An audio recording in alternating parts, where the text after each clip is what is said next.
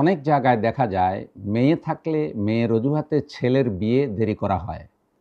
বলা হয় মেয়েকে বিয়ে দিয়েই ছেলেকে বিয়ে করাবো। এভাবে অনেক সময় ছেলের বিয়ের বয়স পার হয়ে যায়। আবার দেখা যায় অনেক ছেলে নৈতিক অবক্ষয়ের দিকেও চলে যায়। এরূপ করা শরীয়তের দৃষ্টিকোণ থেকে জায়েজ কি? শরীয়তের নির্দেশ হচ্ছে সন্তানের বিয়ের বয়স হলে ভালো সম্বন্ধ পাওয়া গেলে সন্তানকে বিয়ে দেওয়া, যাতে সন্তান বিপদগামী হওয়ার সুযোগ না পায়।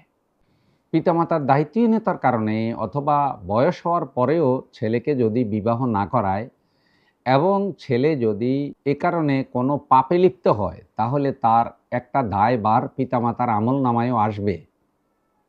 গার্জিয়ান হিসেবে পিতামাতা ছেলেকে বিবাহ করানোর দায়িত্ব এড়িয়ে যেতে পারে না। আর যদি বিয়ের কোনো ব্যবস্থা না হয়, তারা চেষ্টা করেছেন কিন্তু বিবাহ সফল করতে পারেননি, তাতে পিতামাতার গুনাহ হবে না। এই ক্ষেত্রে ছেলেকে বিয়ে করানো উচিত যদি ছেলের বিয়ে খুবই জরুরি হয়ে যায়।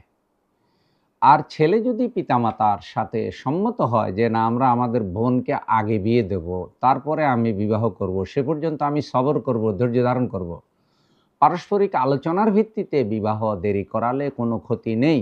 কিন্তু ছেলে বিবাহের জন্য উন্মুখ হয়ে আছে, মেয়ের বিয়ে হচ্ছে না, ঘোরাঘুরি হচ্ছে, আসছে না, হচ্ছে না, অথচ ছেলে বিয়ে না করলে পাপে জড়িয়ে যাওয়ার আশঙ্কা আছে। এইসব ক্ষেত্রে মেয়ের বিয়ের যুক্তিতে ছেলের বিয়ে দেরি করানো উচিত নয়।